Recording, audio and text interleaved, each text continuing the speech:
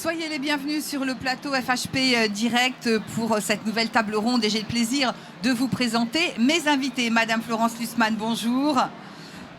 Bonjour. Vous êtes la présidente de France Assureur. Catherine Touvray, bonjour. Bonjour. Vous êtes la directrice générale Harmonie Mutuelle. Féroz Aziza, bonjour. Bonjour. Alors, vous êtes la conseillère technique assurance maladie à France Asso Santé. Et enfin, monsieur Jean-Paul Ségade, le seul homme de cette table ronde. Soyez le bienvenu. Merci de votre confiance. Vous êtes le président du CRAPS. On va parler des défis de santé à relever. Mais avant de parler de la manière dont on peut relever ces défis, on va peut-être poser un diagnostic. Je commence par vous, madame Florence Lussmann. J'allais dire quel état des lieux on peut faire justement aujourd'hui sur les défis de santé à relever. On en est où de notre parcours de santé et du système de santé ? Alors les assureurs en tant qu'acteurs de santé se sont mobilisés dans le cadre en particulier de la campagne présidentielle pour essayer d'apporter des réponses ou en tout cas des éclairages aux principales questions que se posent les Français. Et quand on les interroge, quand on les a interrogés il y a quelques mois, eh bien la santé ressortait parmi les thèmes prioritaires. Du coup, on a essayé de travailler le sujet par le biais d'un livre blanc que vous pouvez trouver sur notre site internet franceassureur.fr. Et ce livre blanc, il dresse un constat autour des 4 grands défis qui nous attendent, nous, et sur lesquels les Français nous attendent. Et ce livre blanc, il n'a pas du tout été fait uniquement entre assureurs, mais on a interrogé pas moins d'une 50aine de personnalités du monde de la santé, monde public, monde privé, les patients aussi, qui sont aux premières loges et les plus intéressés. Et moi, ce qui me frappe aujourd'hui, et je pense que c'est un atout pour notre futur ministre de la Santé, c'est cette convergence sur les 4 grands défis qui sont devant nous.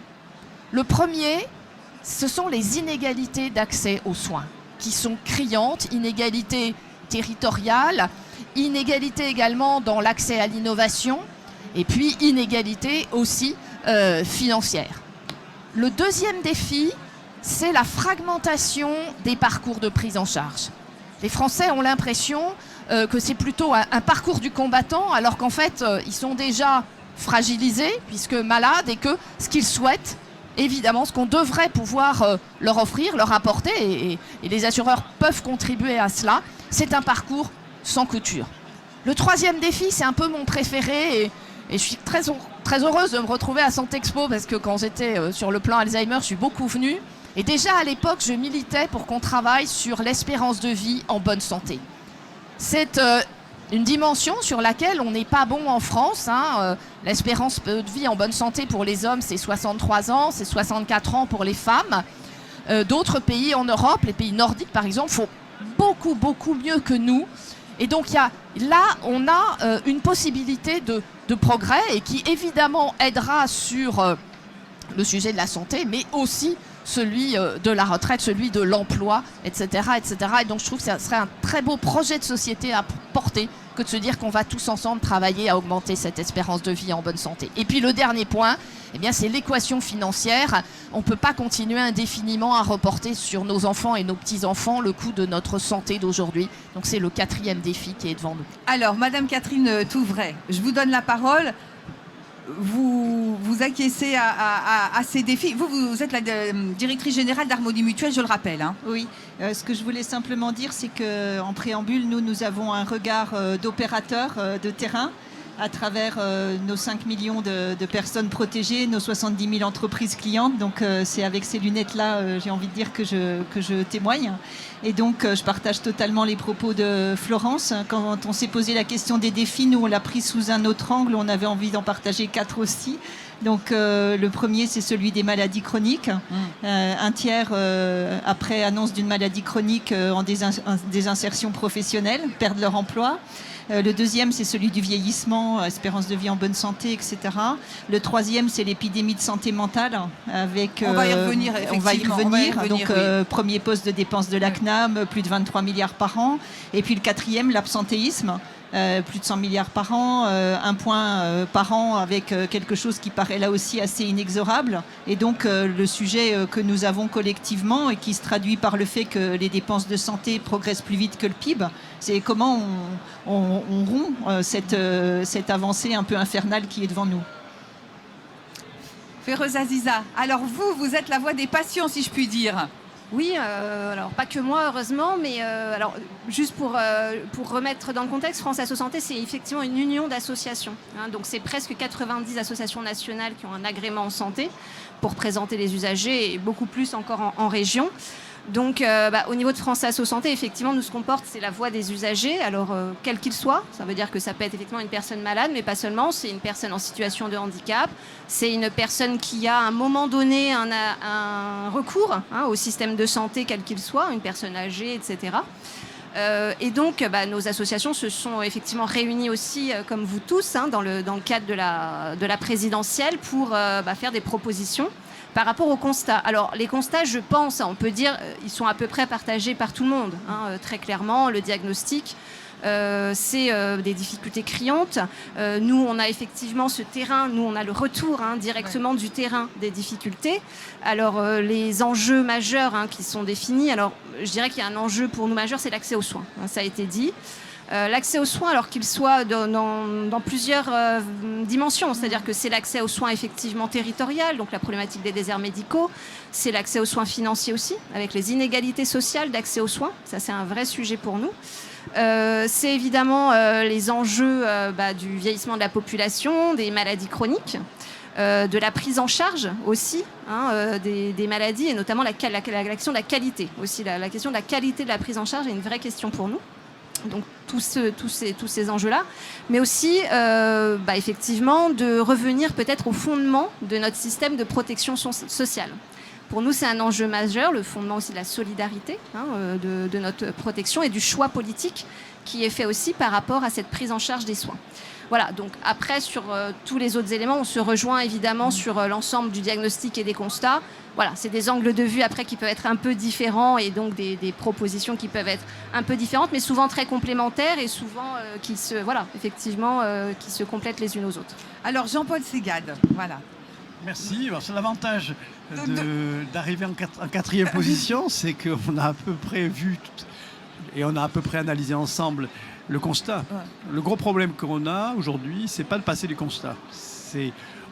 Je vais être un peu provocateur, je vais être celui qui va... Je vous en prie, allez-y. Je pense que, et c'est les travaux du CRAPS qui le démontrent, il y a unanimité sur le constat. Il y a quasiment un accord sur le diagnostic. La question de la thérapeutique qui va avec. Après, est-ce qu'on a le courage d'aller jusqu'au bout de la logique ? Parce que le gros problème que je constate, et dans vos propos, on a à peu près cette idée, c'est qu'on ne va pas jusqu'au bout de la logique. Prenons un exemple qui est concret, la prise en charge globale. On est encore en paiement à l'acte partout. Il va falloir attaquer. Mais derrière ça, il y a des comportements des hommes, des acteurs, des malades qui sont intelligents. Moi, je crois beaucoup à l'intelligence des hommes. Les hommes s'adaptent aux règles de jeu qu'on leur donne. Si vous voulez avoir des malades actifs qui se prennent en charge, des acteurs responsables, il faut qu'ils aient des règles de jeu qui les dynamisent. Or, aujourd'hui, j'ai l'impression qu'on n'est pas dans ce stade-là, on est plutôt dans la multiplication des actes, d'un individualisme forcené, c'est-à-dire que je ne regarde que de mon côté, je n'ai pas une vision globale de la totalité, et que je pense qu'avec le quinquennat qui arrive, on devrait normalement pouvoir remettre, tout à plat en disant il faut refonder un peu notre système de protection sociale. Sur quoi ? Tout simplement ses valeurs. Qu'est-ce qui compte le plus ? Comment on introduit le progrès technique dans la prise en charge ? Mais moi, ce qui m'inquiète un peu, c'est qu'on est tous d'accord sur le diagnostic, on est quasiment d'accord sur la thérapeutique. Arrêter le financement, le paiement à l'acte, réintroduire la qualité, etc. Mais quand on dit, vous savez, ma grand-mère, elle dit « Ah, Roquefazen ». Maintenant, qu'est-ce qu'on fait ? C'est-à-dire aller à l'opérationnalité. Là, il va falloir du courage. Oui, mais tous autant que vous êtes acteur, vous faites effectivement ce que vous pouvez. Mais si ça bloque, c'est pas de votre faute. On va dire que ça bloque à un certain moment, mais où ? Moi, je suis tout à fait d'accord avec ce que vous venez de dire. Alors, je suis peut-être un tout petit peu plus optimiste pour avoir beaucoup échangé avec d'abord tous les autres acteurs du secteur privé de la santé, mais aussi du secteur public, et ils sont quasiment tous représentés ici. J'ai l'impression que l'état dans lequel est notre système de santé, le désarroi très profond dans lequel se trouvent nos concitoyens vis-à-vis des problématiques de santé, je crois que c'est une opportunité pour mettre tout le monde autour de la table. Je crois qu'on est tous assez sages, en tout cas nous assureurs on l'est, pour dire que évidemment on n'a pas toutes les pièces du puzzle, et loin s'en faut. En revanche, on a quelques pièces, comme par exemple le fait que nous, on peut échanger avec nos assurés tous les jours si on veut, et donc essentiellement quand ils sont pas malades, donc on est a priori très bien placé pour véhiculer des politiques de prévention.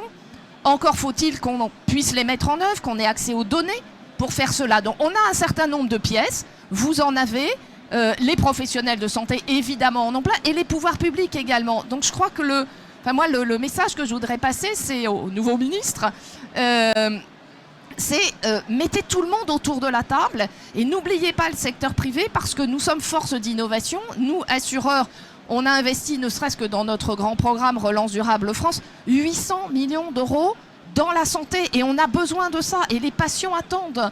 C'est-à-dire, il y a des solutions thérapeutiques qui existent ou qui vont se développer.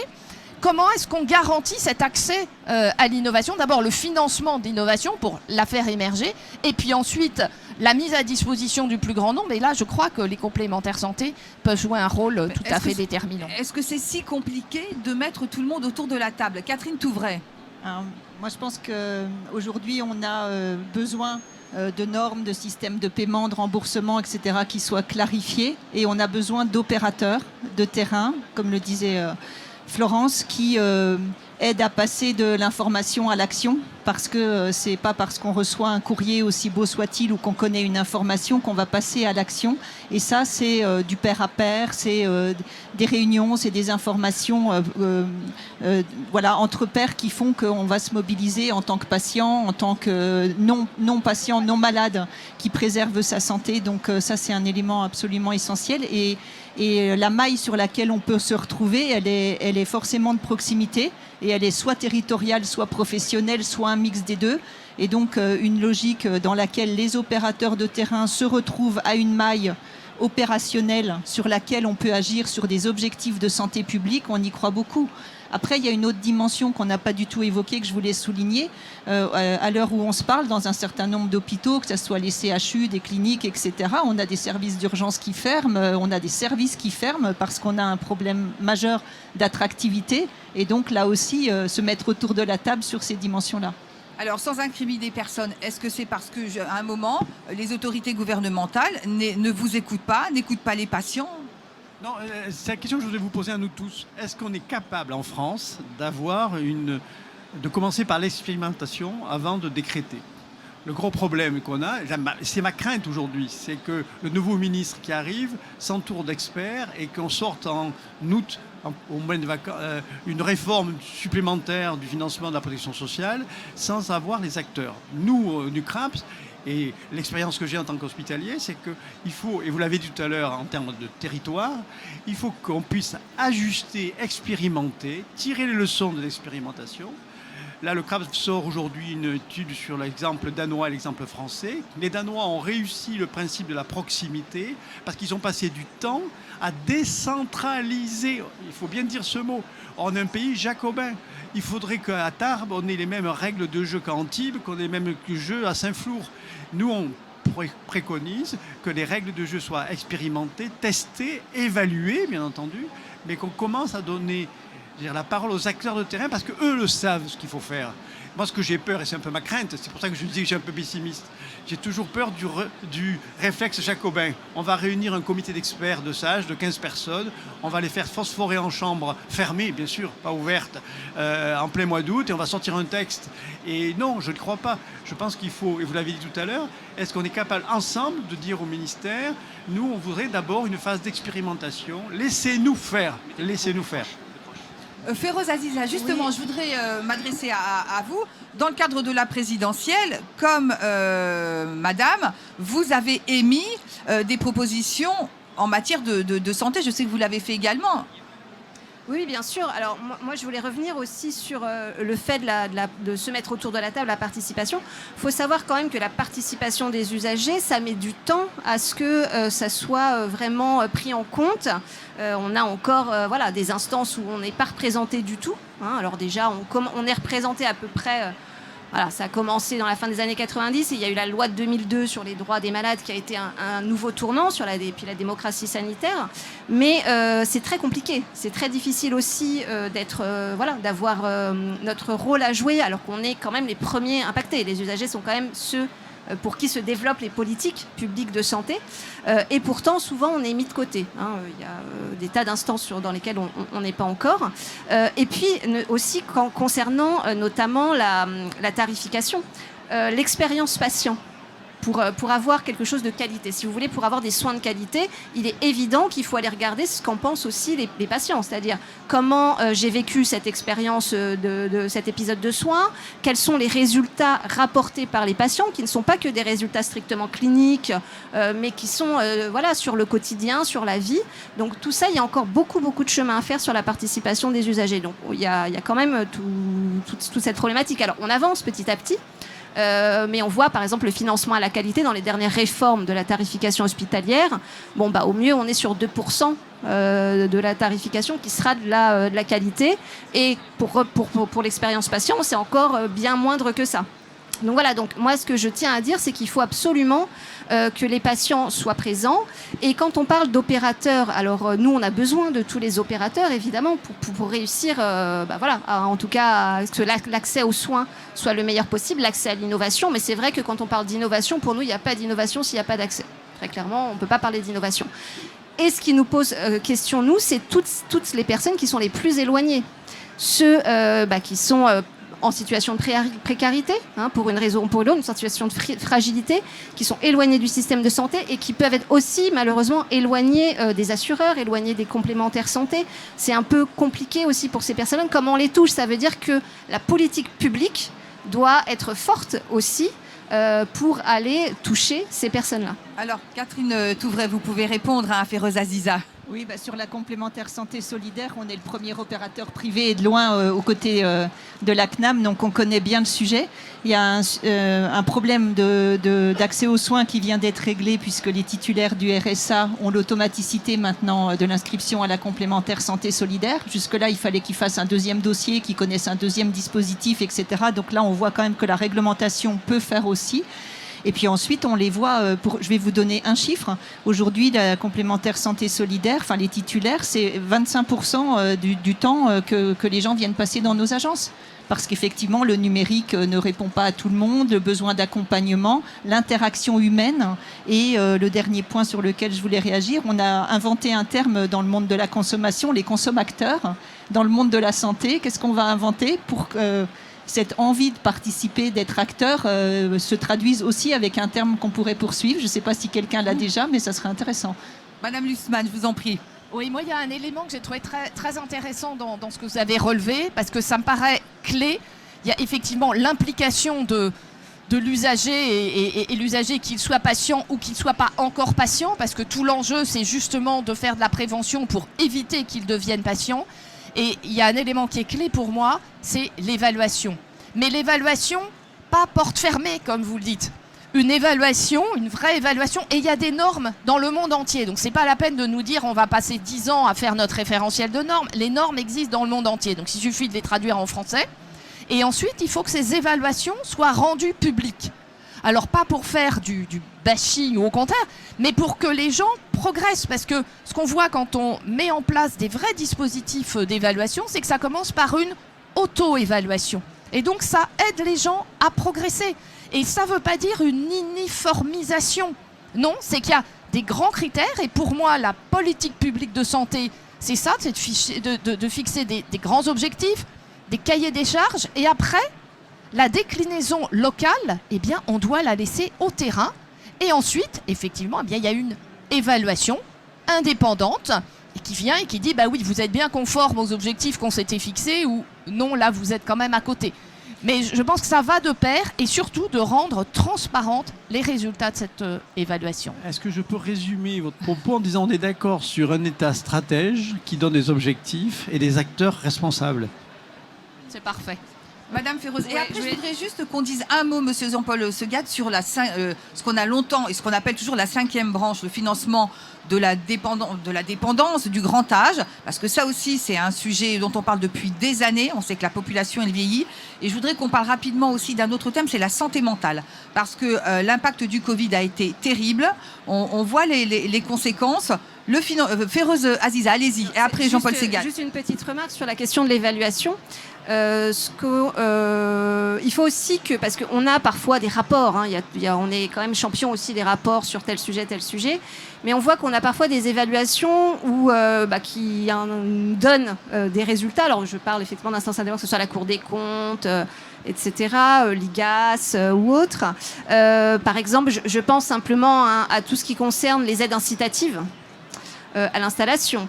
Les aides forfaitaires et complémentaires aux revenus des professionnels de santé, parfois je pense à la ROSP, la rémunération sur objectif de santé publique, qui dans toutes les évaluations donne des résultats quand même assez faibles et mitigés, et au final on voit qu'il y a quand même une continuité, une persévérance dans une politique où on maintient des systèmes qui n'ont pas été efficaces. Donc c'est aussi parce qu'on sait que faire autre chose, ce serait faire quelque chose qui ne plairait pas forcément, et donc on bloque. Donc il y a aussi de cette situation, à un moment donné, il faut lever des tabous, et dire à un moment donné, cette politique-là incitative n'est pas une politique qui, en tout cas, telle qu'elle a été menée aujourd'hui, a donné des résultats satisfaisants, donc il faut avoir le courage d'aller plus loin et sur autre chose. Voilà. En parlant de courage, moi j'ai une formule que j'aime bien. Quand on voit un ministre, on lui dit surtout, si vous êtes un grand ministre, il ne faut pas modifier la loi. Il ne faut pas refaire un texte. Modifier un arrêté. Alors le ministre vous regarde, il vous dit qu'est-ce que vous voulez dire? L'arrêté portant révision de la nomenclature comptable des actes médicaux. Parce qu'aujourd'hui, on a quand même, il faut avoir l'honnêteté de le dire, un progrès technique médical qui n'a jamais été intégré dans la facturation des actes. Ce qui continue à faire qu'on fait des actes pour faire des actes, etc. Mais pour revenir au sujet de la santé mentale qui me tient à cœur, parce que j'ai été pendant quelques années directeur d'hôpital psychiatrique à Lyon, c'est vrai qu'il y a un vrai débat aujourd'hui sur la prise en charge de la santé mentale. Que la santé mentale a ouvert des pistes sur le territoire, a ouvert des pistes que ce sont les hôpitaux psychiatriques qui ont été les premiers départementaux. Et moi, je lance cette réflexion qui est de dire, plutôt que d'attendre un grand soir de la santé mentale après qu'un grand forum, etc., à Paris, où le roi viendra bénir toutes les préconisations des collèges, est-ce qu'on ne peut pas expérimenter dans les départements volontaires, dans une ou deux régions, comme ils ont fait les Danois, comme font les Allemands, comme font les pays nordiques, une stratégie qui allie prévention, analyse, etc., et qui fait qu'avec les moyens, on pourrait définir une politique. Cette expérimentation aurait l'avantage, et Madame vous l'a dit tout à l'heure, je suis 100% d'accord avec vous, ferait que quand vous expérimentez, vous avez l'adhésion des acteurs. Et les Français sont prêts à jouer. Mais si vous attendez qu'un pouvoir subsidiaire hôte vienne vous dire ce que vous allez faire à Tarbes et que vous allez faire à Saint-Flour, je n'y crois pas. Alors, Madame Catherine Touvray et puis Madame Florence Lussmann, je vous laisserai le mot de la fin. Je vous en prie, allez-y. Oui, nous, on aime bien dire que dans les déterminants de santé, on a évidemment l'alimentation, l'activité physique, l'environnement maintenant, mais aussi le lien social et le logement. Et j'ai trouvé un chiffre récemment là, dans un des derniers rapports du CNRS. L'activité socialisée des plus de 60 ans, c'est 3 ans de retard dans l'entrée en dépendance, pour faire le lien avec le sujet que vous évoquiez. Et donc, on voit bien quand on prend ces sujets-là, que ça ne peut être que territorialisé avec un certain nombre d'opérateurs sur la base d'objectifs de santé publique qu'on va poursuivre, évaluer, etc. Et c'est comme ça qu'on arrivera à progresser. Madame Lussmann, je vous laisse le mot de la fin. Oui, juste un exemple très très concret sur la santé mentale, qui est un de nos plus grands défis en termes de santé publique. Eh bien, même moi, en tant que fédération, vous voyez, je contribue à financer une initiative qui s'appelle Impact, qui est donc un programme lancé par France Biotech pour développer des solutions digitales pour la santé mentale. Si on se compare aux Allemands, donc nous on est très motivés, on investit, les assureurs investissent, et même la Fédération France Assureurs investit dans ce programme, mais si on se compare avec les Allemands, ils ont déjà labellisé, donc il y a eu l'autorisation de mise sur le marché, et du coup c'est intégré dans les garanties des complémentaires santé si elles le veulent. Cette application dont l'efficacité a été démontrée, alors ça ne va pas remplacer tous les dispositifs de santé mentale, mais l'efficacité a été démontrée. Les Allemands, ça y est, c'est opérationnel. Donc c'est à la disposition des citoyens allemands.